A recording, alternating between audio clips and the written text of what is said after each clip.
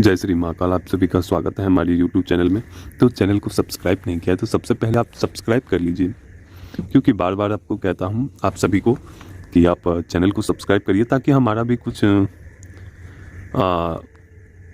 आप सभी के साथ संबंध जुड़े। इसी भावना के साथ हम आप सभी को बोल रहे हैं कि आप सभी इस चैनल को सब्सक्राइब करिए, ताकि हमारा कोई भी वीडियो आपको आए आप उसे रीड कर सकते हैं, देख सकते हैं, समझ सकते हैं।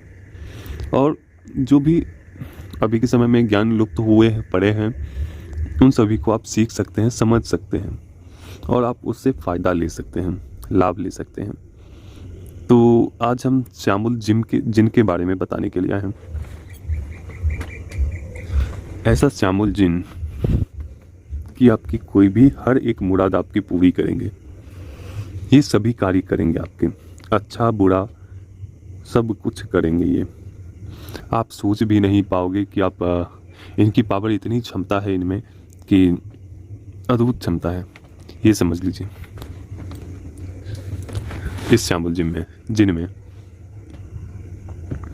आपके कोई भी कर्ज हो, कोई भी दिक्कत हो, बड़े बड़े मसले को यह सुलझाने की क्षमता रखते हैं। कोर्ट कचहरी हो, मुकदमा हो, धन का फंस गया है आपका, या धन का कोई स्रोत नहीं है, या जुए सट्टे का नंबर चाहते हैं, बहुत सारी जो मन की जो भी मुराद होती है। आपका घर है, घर अच्छे तरीके से नहीं बन रहा है।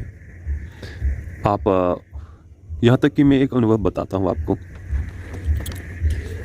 एक व्यक्ति आया था हमारे पास, वो सभी चीज़ें बातें बताया कि हमारी ऐसी परिस्थिति है कि मेरा 2 समय का भोजन भी नहीं ठीक से चल पा रहा है, 2 समय का। और उसकी परिस्थिति बहुत ही बद से बदतर थी। किसी किसी सिद्ध स्थान के आसपास ही उनका घर था। वो सुन रहे होंगे तो वो समझ गए होंगे, या आगे चल के सुनेंगे तो वो समझ जाएंगे। तो तीर्थ स्थल के बगल में था। वो सब कुछ बताएं कि ऐसा ऐसा बात है हमारे साथ, ये है वो है, दिक्कत है, कर्ज है, इतना कर्ज है, पहले जुए सट्टे में खेलते थे, हार गए, ये वो सब कुछ बताया उन्होंने। जब उन्हें मैंने यह क्रिया दिया कि अगर आप चाहते हैं कुछ हासिल करना तो आप इस क्रिया को कर सकते हैं। उनके ऊपर 7 से 8 लोगों का बोझ था। बोझ किस चीज़ का? भोजन कराने का। क्योंकि जब आप परिवार वाले हो जाते हैं या परिवार होते हैं तो आपके ऊपर एक प्रेशर होता है। आप उसके साथ साथ भोजन का, सब कुछ का इंतजाम आप ही को करना होता है। तो मैंने बताया कि अगर आपको चाहते हैं अपनी स्थिति और परिस्थिति बदलना तो आप इस क्रिया को कर सकते हैं, इस साधना को कर सकते हैं। यह केवल और केवल आपको 7 दिनों की यह साधना है, सबसे कम दिनों की यह साधना है। आप इसे कर लीजिए।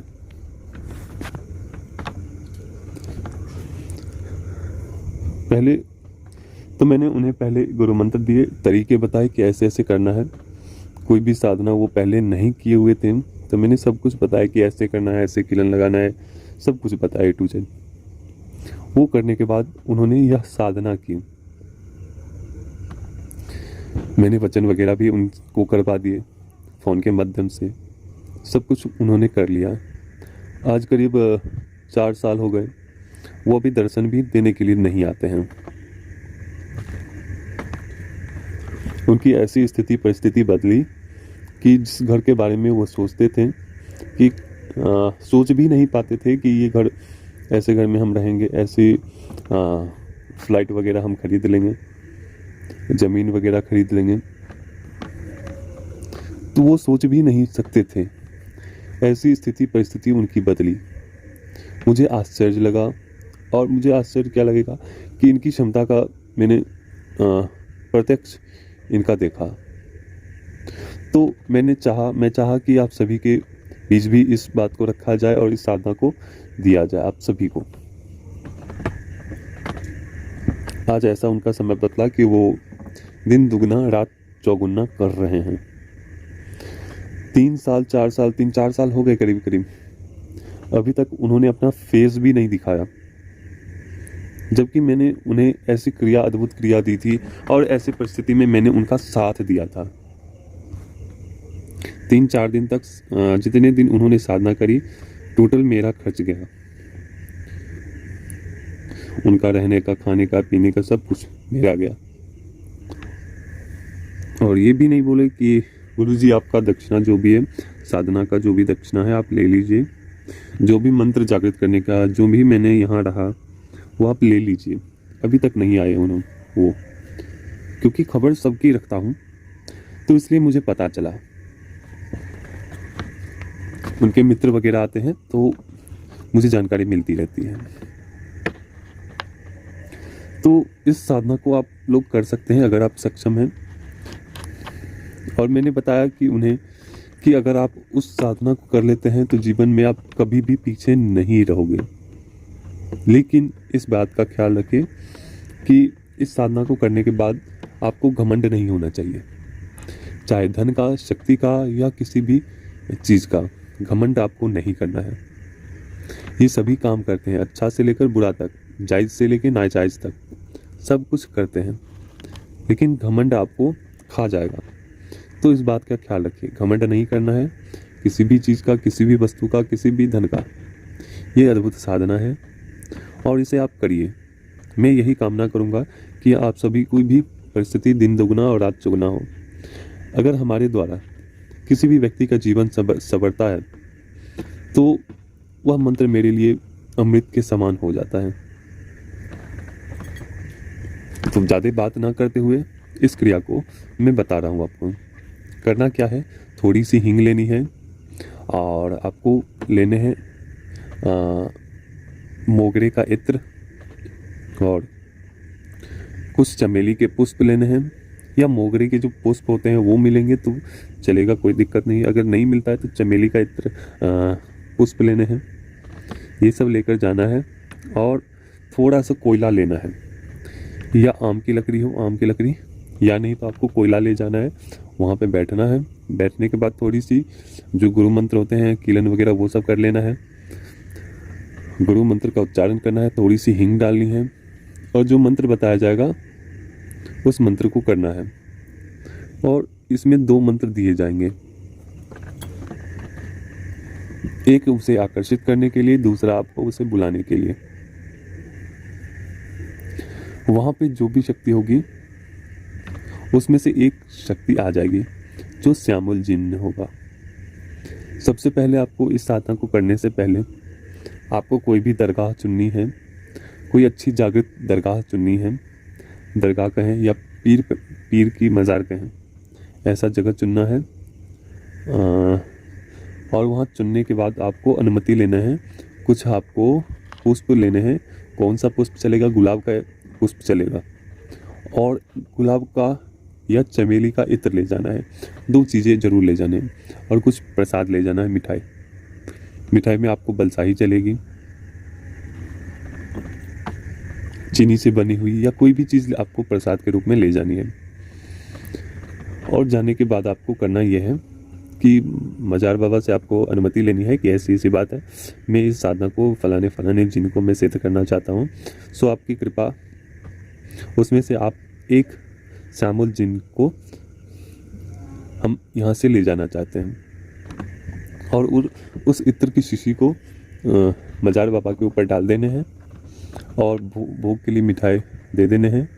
और जो गुलाब का इत्र गुलाब का जो पुष्प है उसके ऊपर बिखेर देने हैं मजार बाबा के ऊपर। जब आप यह क्रिया कर लोगे, करने के बाद वापस आना है। उसके साथ वहाँ पे थोड़ी सी आपको जो गुलाब के इत्र हैं उसमें थोड़ा सा वहाँ पे जो अगरबत्ती जो लोग सब जलाते हैं वहाँ के थोड़ा भस्म लेना है और उस पुष्प में डाल देना है। और डालकर उस पुष्प में डालकर आप किसी भी पन्नी हो या आप क्या कहते हैं, आपको ताबीज़ हो, उसमें डालकर रख लेना है। रखने के बाद आपको उसे अपने कलाई पर बांध लेने हैं। कौन से कलर का धागा होना चाहिए, या कोई भी कपड़ा हो, कपड़ा जो पीर बाबा के ऊपर जो जिस कपड़े को जिस कलर का वह कपड़ा होता है उस कलर में उसे बांध कर अपने हाथों पर उसे बांध लीजिए। जब तक यह क्रिया समाप्त नहीं होती है, जब तक यह साधना समाप्त नहीं होती है, तब तक आप उसे उस कलाई पर धारण किए रहेंगे। जब वह आपकी क्रिया 3 दिनों की यह क्रिया है, वहाँ जाना है, ये सब करना है। जाने के बाद आपको करना ये है, आपको जो आगे मैंने पीछे बता दिए हैं कि क्या सब करना है, तो वो सब करने के बाद जो 2 मंत्र हैं, उस दोनों मंत्र से एक का आपको आकर्षण किया जाएगा, दूसरे से आपको प्रत्यक्ष किया जाएगा। तो पहले आकर्षण मंत्र का करना है कि फलाना फलाना जिन जो है वो हमारे पास आ जाए। और वहाँ सबसे पहले कि आप शरीर कीलन वगैरह करते हैं, तो उस समय आपको जो जिन्न बाबा के जो मंत्र होते हैं, जो आयतें होती है, उसको पढ़ना होता है कि हे फलाने फलाने, हे जिन्न बाबा, कि आप जो भी शामिल जिन मैंने आपके पास गया था, मैं आपके पास गया था, वह जिन हमसे सिद्ध हो जाए। आप ऐसी कृपा करो कि वह जिन, उसमें से एक जिन आप हमें देने की कृपा करो। तो जब आप उनसे मांगते हो, क्योंकि कोई भी शक्ति के जो देव होते हैं या उसके जो अधिष्ठाता होते हैं, वो आपको दे देंगे। आप उन्हें प्रसन्न करेंगे तभी तो ये सब करने के बाद आपको दूसरा आपको जिन्न बाबा जिन्न का जो आकर्षण होता है, उस आकर्षण मंत्र का करते हुए उन्हें बुलाना है। और दूसरा आपको एक प्रत्यक्षीकरण मंत्र दिए जाएंगे कि सामने वह खड़े आए। अगर आप वो आकर्षित भी हो जाते हैं तो आप उसे देख नहीं पाते हो अच्छे तरीके से, उनसे बात नहीं कर पाते हो, या उनकी आवाज़ सुनाई नहीं दे रहा है, बहुत सारी दिक्कत परेशानी होती है। तो एक प्रत्यक्षीकरण मंत्र दिए जाएंगे जिनके द्वारा आप उन्हें अपने सामने में खड़े करके उनसे वार्तालाप कर सकते हैं। जब वह वार्तालाप करें तो उस समय आपको डरना नहीं है, उनसे बात करना है। वो बहुत गुस्से में बोलेंगे कि क्यों मुझे बुलाया है, मेरा क्या कार्य है, और मुझे बुलाने से पहले तुमने क्यों नहीं सोचा। बहुत सारी बातें हैं जो आपको बताएंगे, वो बोलेंगे आपको। तो आपको प्रार्थना के स्वरूप में बोलना है आपको कि हे जिन्न बाबा के दूत, आपको मेरा प्रणाम है, आदाब है, सलाम है, जो भी कुछ बोलना है आप उन्हें बोलिए, सलाम है आपका। और ये सब बोलने के बाद आपको वचन आपको लेने हैं। वचन से पहले आपको उनसे कुछ जो निशानी होती है, निशानी उनसे मांगना है कि हे श्यामल जिन, आप मुझे कोई निशानी दो। और निशानी देने के बाद उनसे पूछना है कि मैं आपको किस प्रकार से बुलाऊं। तो वो सब कुछ बताएंगे कि ऐसे ऐसे ये करना है, तो मैं आपके सामने हाजिर हो जाऊंगा। तो ऐसा ही करना है। वो करने के बाद आपको वचन ले लेने हैं। अगर वचन नहीं देते हैं तो थोड़ी दिक्कत है, फिर थोड़ा दिक्कत। अगर आपको वह वचन नहीं देते हैं तो फिर परिश्रम आपको करना होगा, विशेष परिश्रम नहीं, एक दिन आपको बात करना होगा वह क्रिया, एक दिन ज़्यादा हो जाएंगे आपको। तो अगर आपको वचन दे देते हैं उसी समय तो तब तो बहुत अच्छा है। तो अगर मानकर चलिए आपको वचन नहीं मिलते हैं लेकिन आपको निशानी मिल जाती है, क्योंकि सबसे पहले आप कोई भी शक्ति को सिद्ध करेंगे तो सबसे पहले आपको निशानी लेने हैं, और वह निशानी लेने के बाद वह क्रिया करेंगे जैसे उन्होंने बताया कि ऐसे ऐसे बुलाना है। और हो सके तो केवल निशानी तक ही सीमित रहने दें और उन्हें बोलें कि तत्काल आप जाइए, आपका भोग जो भी है वो आपको मिल जाएगा, आप कल आइए, या जो बताया जाएगा जैसा आपको संभव लगे उस तरीके से करना है, लेकिन पीछे नहीं हटना है। जो समय बता दिया आपने, मान के चलिए आपने 10 बजे का समय दिया तो 10 बजे रख ही देना है, तो इस बात का ख्याल रखें। तो इस प्रकार से करिएगा। और प्रातःकाल उसी रात्रि में या उसी समय या उसी कुछ देर के बाद माइंड को थोड़ा रिलैक्स करने के बाद वचन की प्रक्रिया आरंभ कर दीजिएगा, या संभव हो तो प्रातःकाल आप उन्हें बुलाइएगा रात्रि में उसी समय और उसी जगह पे, और फिर वचन लीजिए और आपका कार्य हो गया। ध्यान रहे कि आपको घमंड नहीं करना इस शक्ति का या किसी भी शक्ति का, और हम यही कामना करेंगे कि आप सभी भी इस साधना में सफल हों, जो लोग करना चाहते हैं वो हमारे व्हाट्सएप से जुड़ सकते हैं, यूट्यूब से जुड़िए, चैनल को सब्सक्राइब करिए। अगर आप किसी भी परेशानी से ग्रसित हैं तो आप हमारी व्हाट्सएप के माध्यम से आप हमसे जुड़कर संवाद कर सकते हैं, बात कर सकते हैं। तो अभी तक के लिए जय श्री महाकाल, जय महाकाली, हर हर महादेव।